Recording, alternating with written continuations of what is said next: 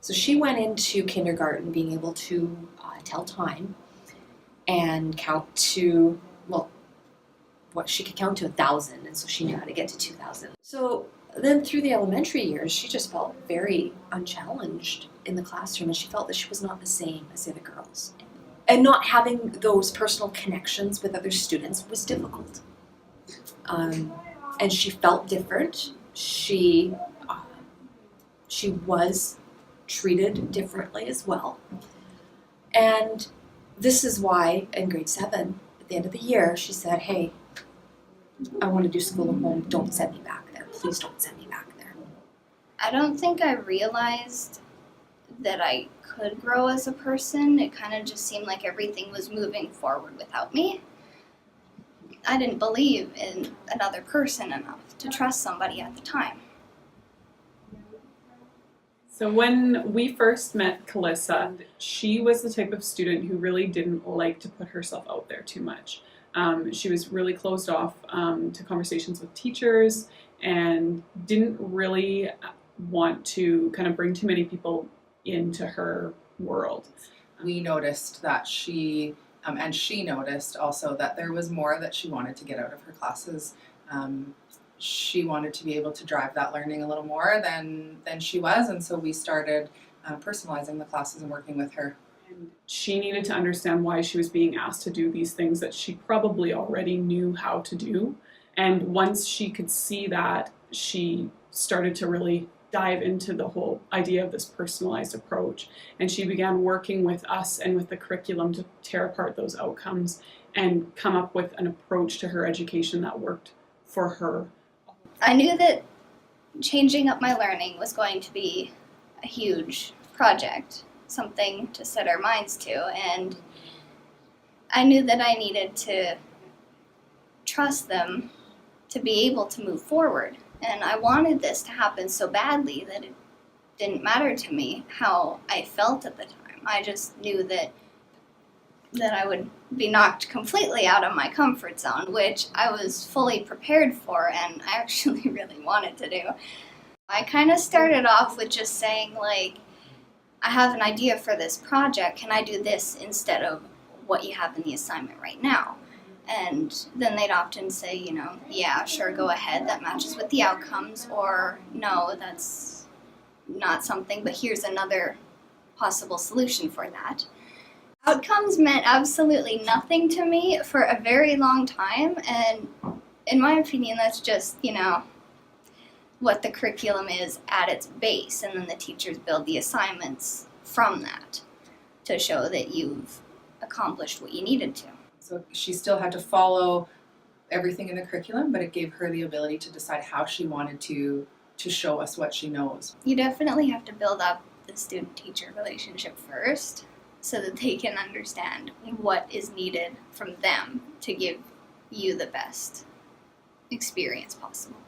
I think the trial and error is both a challenge and an accomplishment, because you have to be able to work through challenges in life anyways, and that kind of just helps you, build your character and become more well-rounded in a sense. So some of the first indicators that showed us that we were making progress and that Calissa was making progress in this process would have to do probably more with her own self-awareness and her own social skills and her own confidence as an individual and as a leader and as a student.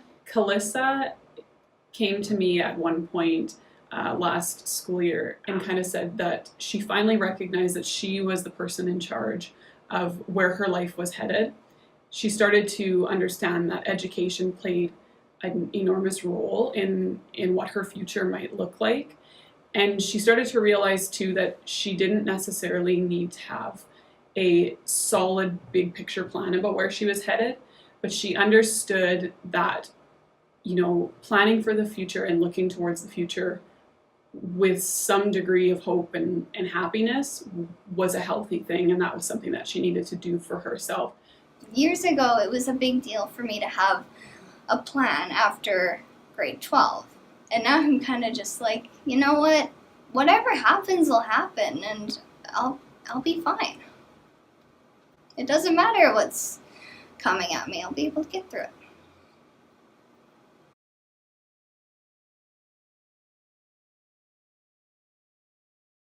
Yeah, she qualified for Mensa, she joined Mensa. So this opened up even more opportunities for her because it was through the confidence that she was gaining through the personalized learning that she submitted a poetry entry to their literary contest, which she would not normally have let anybody read anything she wrote.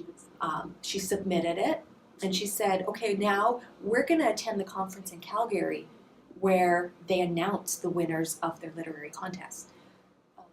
Okay, we go, and she ends up winning second place in the contest. I got second place for the poetry section. I mean, I've kind of wanted to be a published author for years, and to finally have that, it was kind of, I'm not going to say I was excited, but because I was a little hesitant about that as well, because I was like, oh, okay, now it's out there. I bounced back and forth between, yeah, I wrote that. Sometimes, though, I'm just like, oh no, I wrote that, it's out there. Oh. Bigger personal accomplishment than what I initially realized it was, just because it was attached to Mensa. DLC has opened more doors for her. Personalized learning has just like blown it wide open because now she is getting to explore things that we never even thought of. Well, the personalized learning gave me the control that I was missing, because I like having a say in what's going on in my life. Like, that was always very important to me. But also to have the freedom to gain the knowledge that I need to be somebody that years ago I would have looked up to. So working with Calissa for me has been an enormous professional learning opportunity. She allowed me to really understand through this whole process the importance of growing the whole child. That's a phrase that we hear as educators all the time, but really I had no concept of what it truly meant until I was working with her in this particular setting. I really started to understand the power there is in bringing a child into their learning experience and allowing them to have some influence and say in what we do. I'm looking forward to working with her more and continuing to grow with her, but I'm also looking forward to taking this learning and applying it with other students and helping them to become owners of their own education. Students are capable and willing to design a learning plan that works for them, no matter what type of learner they might be. So whether that means they're a gifted student such as Calissa, an average student that we might see in our schools, or somebody who maybe struggles quite a bit with their learning, each one of those individuals could have a very powerful educational experience if we allow them the opportunity to have some sort of a say in the learning process. Well, I wouldn't have thought years ago that leadership roles were anything that I was interested in, but after working through this and having like a say in everything I've been doing, I'm definitely just like, okay, yeah, I could be a leader. I'd make a great leader.